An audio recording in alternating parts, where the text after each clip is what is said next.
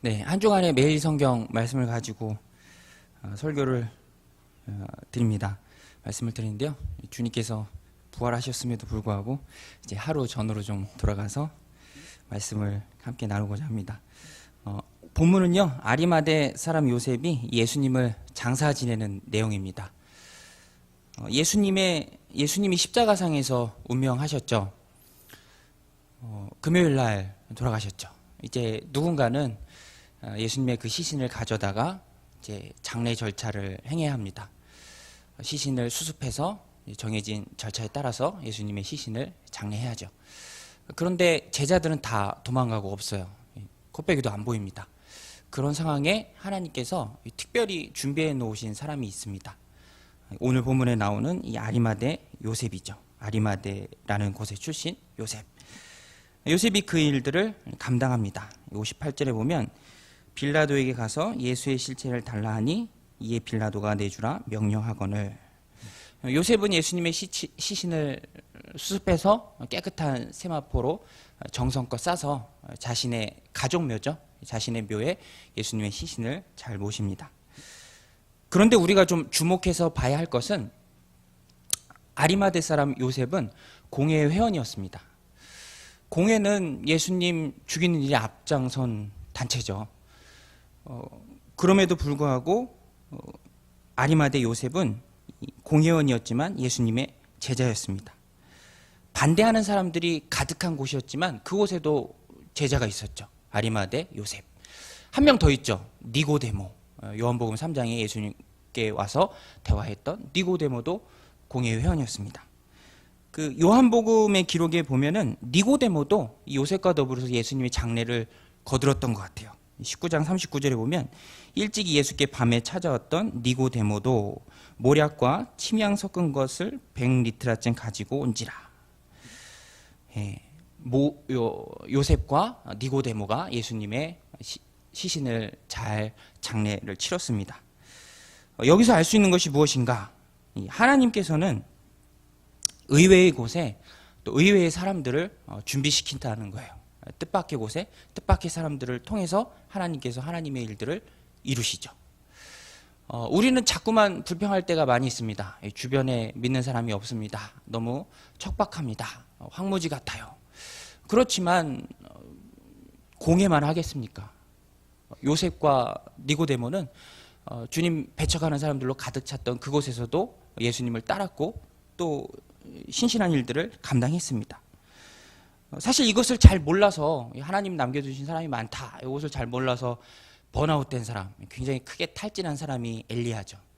엘리야가 갈멜산에서 굉장히 큰 승리를 거두잖아요. 승리 후에도 탈진했던 이유가 그거죠. 나만 남았습니다. 나만 남았습니다. 여호와를 섬기는 자는 나만 남았는데 저들이 내 생명도 찾습니다. 그것 때문에 하나님 앞에 굉장히 탈진하고 하소연도 하잖아요. 그때 하나님이 주시는 말씀이 그거잖아요. 왜 너만 남았다고 하느냐? 내가 바알에게 무릎 꿇지 않은 사람 7천을 남겨두었다. 그리고 엘리야에게 새로운 사명을 주시죠. 아람 왕 하사엘에게 기름을 부어서 아람의 왕으로 삼고 예후에게 기름을 부어서 또 이스라엘의 왕으로 삼고 내 제자 엘리사에게 기름을 부어서 이스라엘의 선지자로 삼아라. 그러니까 종합해 보면 환경 탓하지 말고 너에게 주어진 일에 충성하라는 겁니다. 우리도 우리에게 주어진 일이 분명히 있죠. 환경 탓, 상황 탓, 주변 탓 할 것이 아니라 나에게 주어진 그 일에 충성을 다하는 모습이 하나님 기뻐하시는 모습입니다. 요셉이 애굽에서 그랬죠. 또 다니엘이 바벨론에서 그랬습니다. 환경은 척박하지만 황무지 같지만 맡겨진 일에 헌신했습니다. 오늘 본문에 나오는 요셉도 본인이 주님을 위해서 할 수 있는 그 일, 자기의 어떤 지위 또 부를 이용해서 하나님 앞에 헌신하며 나아가죠. 그래서 오늘 본문은 여러 가지 측면에서 접근할 수 있지만 특별히 헌신의 측면에서 함께 나누고자 합니다. 그러면 우리가 주님께 헌신하려고 할 때 특별히 생각해야 될 것이 있는데 고려해야 될 것이 있는데 이 첫 번째는 담대해야 된다는 것입니다. 담대함. 하나님 앞에 헌신할 때 반드시 있어야 하는 담대함이죠. 요셉은요 빌라도를 직접 찾아가서 예수님의 시신을 요구합니다. 58절인데요. 빌라도에게 가서 예수의 시체를 달라 하니 이에 빌라도가 내주라 명령하거늘. 방금 말씀드린 것처럼 근데 아리마대 요셉은 공회 회원입니다. 정회원이죠. 공회는 예루살렘 최고의 자치의결 기구죠. 대제사장이 공회 의장을 겸하고 있고 한 70명 정도가 있는데 예수님 죽이는 일에 앞장선 곳입니다. 그러니까 이런 거를 좀 감안해 보면 이 아리마대 요셉이 이 빌라도에게 가서 공식적으로 예수님의 시신을 요구하고 또 그 시신을 자기의 가족묘에 모시는 것은 아무래도 부담이 따른 일이죠. 경우에 따라서는 어떤 신분상의 위험도 따른 일입니다. 어려운 일일 수 있죠. 그렇지만 아리마대 요셉은 그 일을 다 감내합니다. 마가복음에 보면 당돌이란 말이 추가되어 있어요. 당돌이 빌라도에 가서 예수님의 시체를 요구하니라. 근데 재밌는 것은 처음부터 이 아리마대 요셉이 그렇게 드러내지는 않았습니다. 처음에는 굉장히 좀 자신이 예수님의 제자인 것을 숨겼죠. 요한복음 19장에 보면은 유대인을 두려워했다고 했습니다. 요한복음 19장 38절에 아리마대 사람 요셉은 예수의 제자이나 유대인이 두려워 그것을 숨기더니 라고 되어 있죠. 그 다음에 뭐라고 되어 있냐면 2일 후에 빌라도에게 예수의 시체를 가져가기를 구하며 빌라도가 허락하는지라. 2일 후라는 거는 예수님의 십자가 사건 이후입니다. 그러니까 아리마대 요셉은요, 처음에는 본인이 예수님의 제자인 것을 꼭꼭 숨기고 드러내지 않고 그냥 묻어갔지만 나중에는 예수님의 제자인 것을 드러내고 당돌이 빌라도에게 나아가서 시신을 요구할 만큼 바뀌었죠. 그런데 그 바뀌는 계기가 된 것이 바로 예수님의 십자가 사건입니다. 예수님의 십자가 사건을 보면서 이 아리마대 사람 요셉은 굉장히 많이 깨지고 변화된 것 같습니다. 우리가 언제 변화되느냐? 십자가를 붙들 때 변화가 됩니다. 십자가 앞에 내가 섰을 때 그 은혜를 충만히 느꼈을 때 이전과는 전혀 다른 모습으로 내가 변화되는 것이죠. 그 청년부를 하다 보면 이제 초반에는 청년들이 좀 예배에 소홀합니다. 언제 특별히 더 소홀하냐면 시험 기간 때 많이 소홀해요. 그렇지만 이제 중반으로 조금씩 가면서 이제 은혜도 받고 또 수련회도 다녀오고 체험하고 경험하면은 마음이 좀 담대함이 생깁니다. 전에는 뭐 교수 눈치, 학교 눈치, 세상 눈치 다 보고 벌벌 떠는 인생이었다면 이제 은혜를 받고 나면 바뀌는 거죠. 어떤 주님을 위해 따름에 있어서 필요한 희생들 다 각오합니다. 그리고 주님 앞에 나와서 예배드리는 모습이 있죠. 결국 핵심은 내가 얼마만큼 주님을 귀히 여기냐는 거예요. 마음이죠, 마음.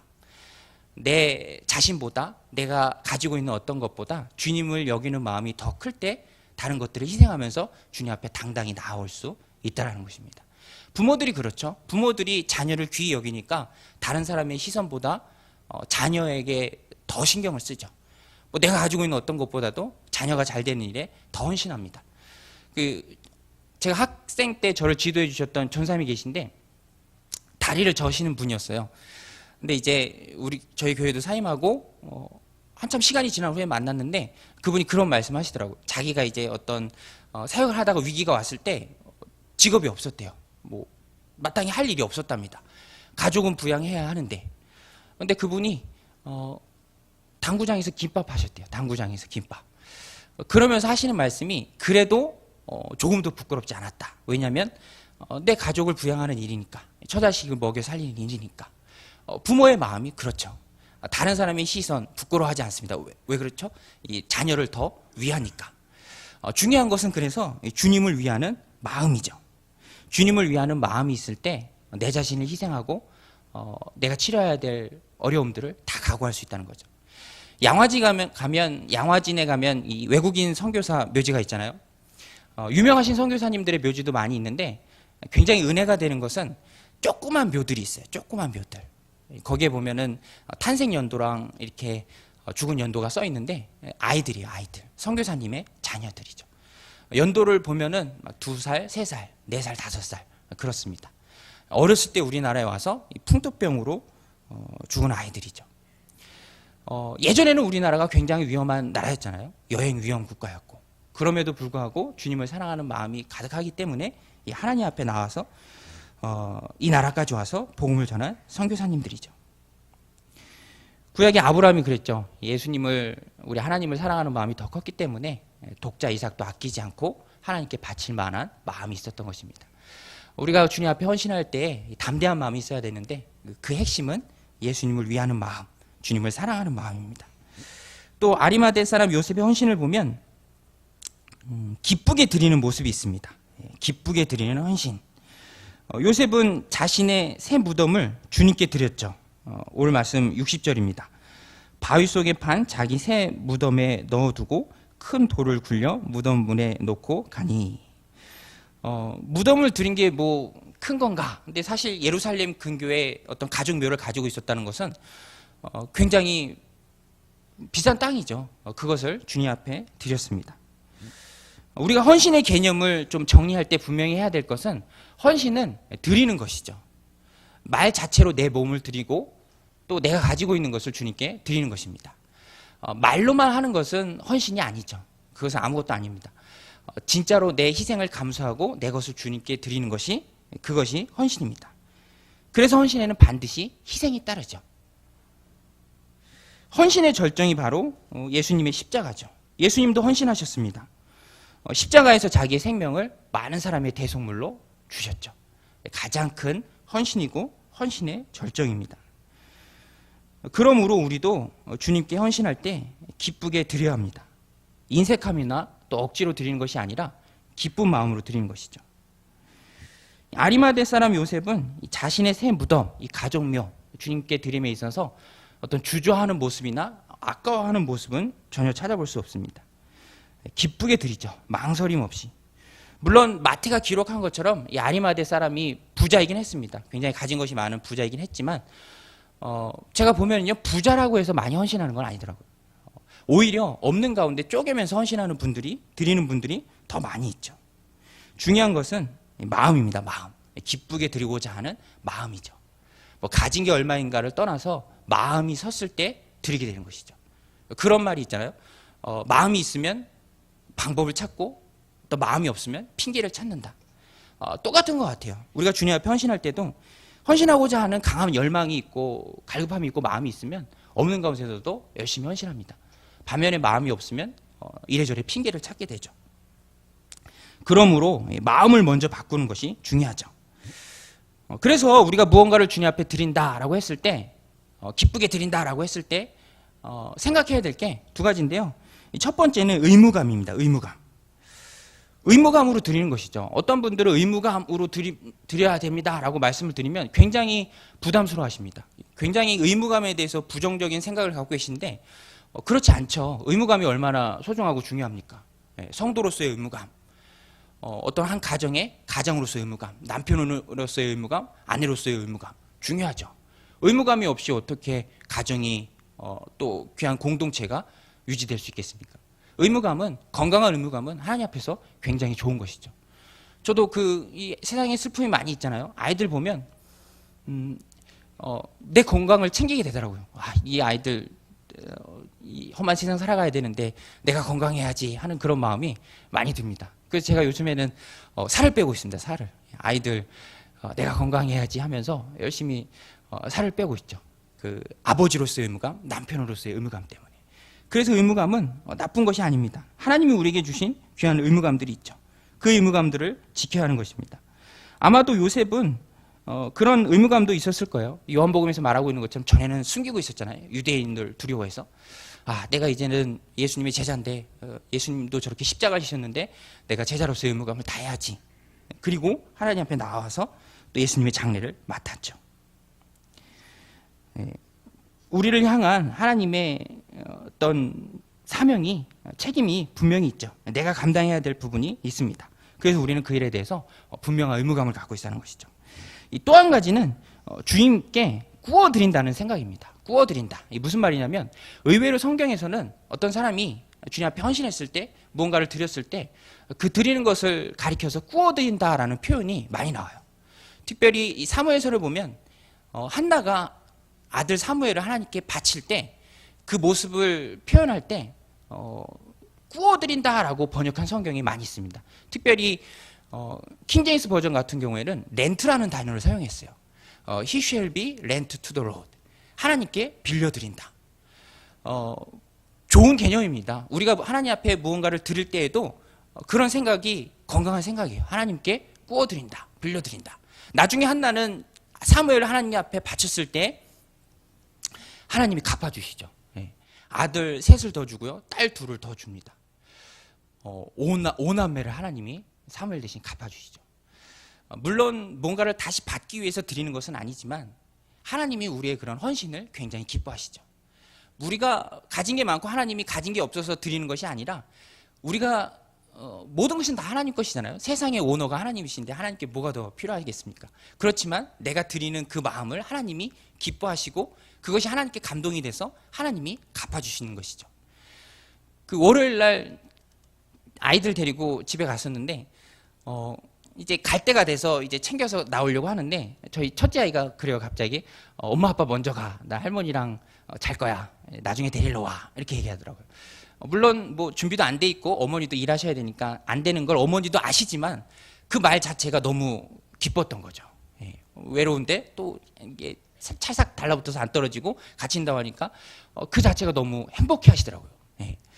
그러면서 너무 착하고 예쁘니까 용돈 줘야 된다고 이렇게 지갑을 여는데 또 마침 1,000원짜리나 10,000원짜리도 없고 50,000원짜리만 있어서 또 이제 그걸 받고 아이도 좋아하고 저는 또 오는 차에서 또 1,000원짜리랑 바꾸고 모두가 다 해피했습니다. 그 말 한마디. 어머니는 어머니대로 해피하고 아이는 아이대로 해피하고 저는 저대로 해피하고 뭐 하나님이 뭐가 없어서 우리의 것을 바라는 것이 아니라 그 마음 자체를 하나님이 기뻐하고 받으시는 것이죠.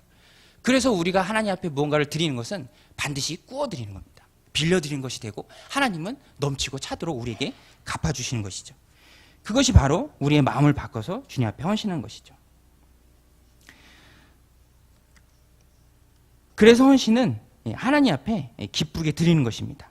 가장 좋은 투자는 뭐 어디다 쌓아두는 그런 투자가 아니라 하나님께 드리는 투자가 가장 좋은 투자죠.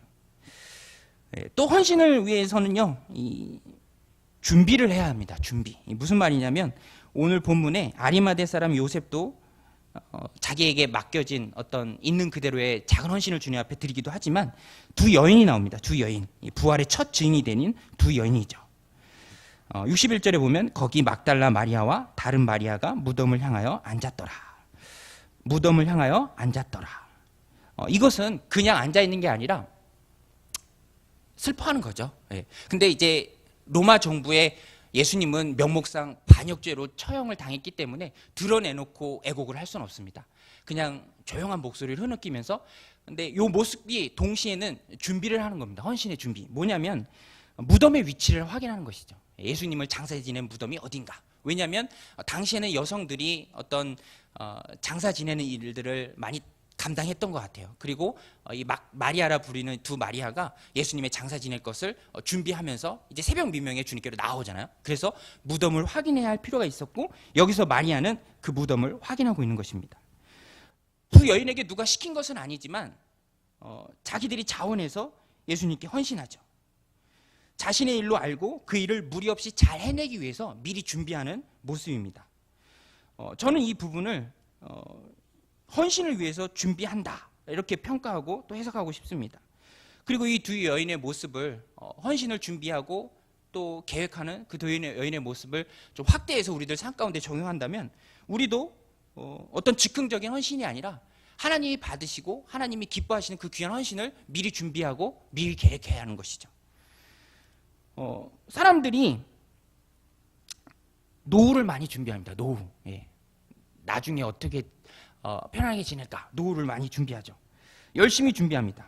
제가 깜짝 놀랐던 거는 이 중등부 아이들이랑 이 성경 공부를 하는데 거기에 그런 질문이 있어요. 이제 내가 되고 싶은 사람이, 그러니까 꿈이 무엇이고 그 꿈을 위해서 이루기 위해서 만나고 싶은 사람은 누구인가? 이렇게 질문하는 게 있는데 질문하다가 깜짝 놀랐어. 아이들 너희들 꿈이 뭐냐 하니까는 꿈이 없대요.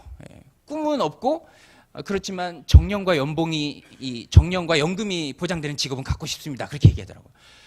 중등부 때부터 애들이 준비를 하더라고요. 노후를 열심히 준비합니다. 어느 순간부터인가 사람들의 어떤 시선이 현세적인 것에 굉장히 많이 머물러 있어요. 열심히 준비합니다. 물론 그것이 나쁜 것도 아니고요. 꼭 잘못된 것도 아니죠. 필요합니다. 그렇지만 그것보다 더 중요한 건 하나님의 비전이죠. 하나님의 뜻이 나를 통해 이 땅 가운데 이루어지고 내가 하나님께 쓰임 받는 것, 하나님의 뜻, 하나님이 하시려는 일, 그것이 훨씬 더 중요하죠. 내 존재 목적이 나에 있는 것이 아니라 하나님께 있기 때문에 그런 거를 좀 바로 잡아주는 시간을 가졌습니다. 우리는 다른 것을 준비하는 것도 중요하지만 먼저는 헌신을 준비해야 합니다. 하나님이 어떻게 우리의 삶을 받으실까? 헌신을 준비해야죠. 그러면 우리는 헌신을 위해서 무엇을 준비해야 하는가? 헌신을 위해서 준비할 게 한두 가지입니까? 굉장히 많이 있죠. 이 시간에는 딱 한 가지만, 헌신과 맞물려서 중요한 준비를 한 가지만 말씀드리라면 순종을 준비하는 것이죠. 순종. 주님이 쓰시기에 딱 맞는 순종의 사람. 헌신을 함에 있어서 순종보다 중요한 것은 없습니다. 모세의 경우를 보면 분명하게 알 수 있죠. 하나님이 처음부터 모세를 쓰신 게 아니죠. 혈기왕성하고 잘 나갈 때는 오히려 안 쓰셨습니다. 광야 40년의 시간을 지내고 난 후에야 모세를 쓰셨죠. 그동안에는 이스라엘 백성들이 아무리 울부짖어도 들은 채 만치 하셨습니다.